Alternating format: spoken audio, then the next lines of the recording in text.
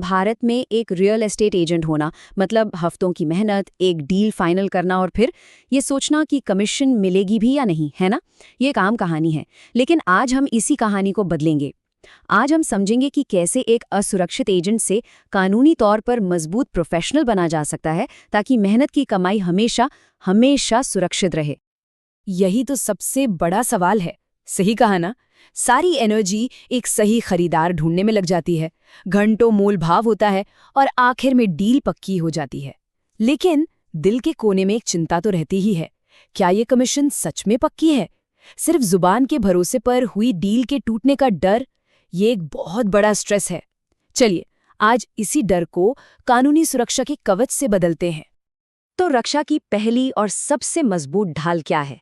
इसकी शुरुआत होती है एक बहुत ही सिंपल चीज से, एक लिखा हुआ एग्रीमेंट। इसे उस नींव की तरह समझिए जिस पर कमीशन का पूरा अधिकार खड़ा होता है।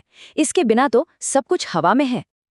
देखिए, रेरा कानून आने से बहुत पहले ब्रोकर्स के लिए जो कानूनी सहारा था वो था इंडियन कॉन्ट्रैक्ट एक्ट। और रेरा आने के बाद भी ये कानून आज भी उतना ही जरूरी है। यही वो कानून है जो आपकी सेवा की शर्तों को, आपके कमीशन एग्रीमेंट को कानूनी तौर पर पक्का करता है। समझिए कि ये हर सौदे की रीढ़ की हड्डी है। एक मजबूत एग्रीमेंट का मतलब ये नहीं कि वो बहुत मुश्किल हो। असल में बस 4 जरूरी बातें होनी चाहिए। इसे एक कमीशन प्रोटेक्शन चेकलिस्ट की तरह देखिए। पहली बात, क्लाइंट ने आपको फॉर्मली अपॉइंट किया है। दूसरी, कमीशन का परसेंट साफ साफ लिखा हो। तीसरी, कौन कौन सी प्रॉपर्टीज पर काम होना है उसकी लिस्ट हो। और चौथी, एक तय समय सीमा हो। अगर ये चारों चीजें हैं तो समझिए कि एक कानूनी किला तैयार है। और हाँ, एक बात जो शायद आपको हैरान कर दे, आज के डिजिटल जमाने में सबूत सिर्फ कागज पर नहीं होते। बॉम्बे हाईकोर्ट का फैसला है कि एक साधारण सा व्हाट्सएप मैसेज भी एक वैलिड कानूनी सबूत हो सकता है। ये तो पूरा गेम चेंजर है। मतलब हर बातचीत, हर टेक्स्ट मैसेज एक रिकॉर्ड है जो कमीशन की रक्षा कर सकता है। तो वो स्क्रीनशॉट सेव करना शुरू कर दीजिए। अपने केस को एकदम मजबूत बनाने के लिए एक ऐसा पेपर ट्रेल बनाना होगा जिसे कोई तोड़ न सके। इसमें बिल्डर के साथ साइन किया हुआ चैनल पार्टनर एग्रीमेंट, हर साइट विजिट का इंस्पेक्शन फॉर्म और हाँ, सबसे मजबूत सबूत, टीडीएस कटौती का प्रूफ। अगर बिल्डर ने पेमेंट से टीडीएस काटा है तो ये एक पक्की कानूनी रसीद है कि वो कमीशन देने के लिए जिम्मेदार हैं। ये एक तरह से आखिरी सबूत है। तो अभी तक हमने बात की बुनियादी सुरक्षा की। अब बात करते हैं उस कानून की जिसने इंडियन रियल एस्टेट में सच में क्रांति ला दी। मैं बात कर रहा हूँ रेरा की, यानी real estate regulation and development act 2016। ये सिर्फ एक नया नियम नहीं था, ये पूरे सिस्टम का एक कंप्लीट रीसेट था। रेरा का मकसद था इंडस्ट्री को साफ सुथरा बनाना, पारदर्शिता लाना और जो हम सबके लिए सबसे जरूरी है, ब्रोकर्स को एक पहचान देना, उन्हें अनियमित बिचौलियों से मान्यता प्राप्त प्रोफेशनल्स में बदलना। ये कानून सिर्फ घर खरीदारों के लिए नहीं था, ये एजेंट्स को पहली बार एक प्रोफेशनल दर्जा और कानूनी सुरक्षा देने के लिए बनाया गया था। रेरा से जो बदलाव आया उसमें जमीन आसमान का फर्क था। पहले इंडस्ट्री सिर्फ जुबानी समझौतों और भारी रिस्क पर चलती थी और रेरा के बाद ये एक रेगुलेटेड इंडस्ट्री बन गई। अब एजेंट्स के पास कानूनी सुरक्षा है और एक साफ प्रोफेशनल स्टेटस भी। खेल पूरी तरह से बदल चुका है।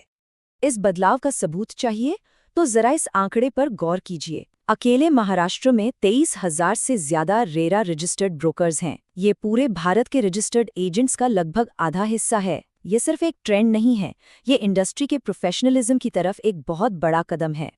रेरा ने ब्रोकर्स को नए अधिकार और सुरक्षा तो दी, लेकिन साथ में एक सख्त नियम किताब भी दी। कहते हैं ना, बड़ी शक्ति के साथ बड़ी जिम्मेदारी भी आती है। तो इस सेक्शन में हम उन फर्ज को देखेंगे जो अब एक रजिस्टर्ड ब्रोकर पर है और अगर उनका पालन ना हो तो उसके क्या गंभीर नतीजे हो सकते हैं। रेरा का सेक्शन 10 साफ साफ बताता है कि प्रोफेशनल एजेंट्स को क्या करना है और क्या नहीं। सबसे सुनहरा नियम, कभी भी किसी गैर रेरा रजिस्टर्ड प्रोजेक्ट की बिक्री में मदद न करें। इसके अलावा सब कुछ पारदर्शिता के बारे में है। झूठे वादे नहीं करने, ग्राहकों के साथ ईमानदारी बरतनी है और हर चीज का रिकॉर्ड रखना है। ये सब विश्वास बनाने और खरीदार और खुद दोनों की सुरक्षा करने के लिए है। और हाँ, कोई गलती मत करना। इन नियमों को तोड़ने की सजा बहुत बहुत गंभीर है। हम यहाँ छोटे मोटे जुर्माने की बात नहीं कर रहे हैं। रजिस्ट्रेशन के नियमों को ना मानने पर हर दिन भारी जुर्माना लग सकता है, जो प्रॉपर्टी की लागत का 5% तक हो सकता है, और सबसे खराब मामलों में 1 साल तक की जेल भी हो सकती है। तो दांव पर बहुत कुछ लगा है। कानून को जानना तो नींव है, लेकिन आज के दौर में असल में कामयाब होने के लिए एक ब्रोकर को इससे कहीं ज्यादा होना पड़ता है।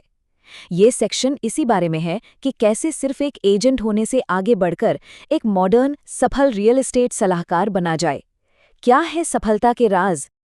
आज का सबसे सफल ब्रोकर सिर्फ एक बिचौलिया नहीं है, वो एक मार्केट एक्सपर्ट है, एक कानूनी गाइड है और क्लाइंट सर्विस का मास्टर है। बात अब सिर्फ सौदे कराने की नहीं है, बात है अपने एरिया में महारत हासिल करने की, हर कदम का डॉक्यूमेंट बनाने की और लंबे समय तक चलने वाले रिश्ते बनाने की। यही वो चीज है जो भीड़ से अलग करती है।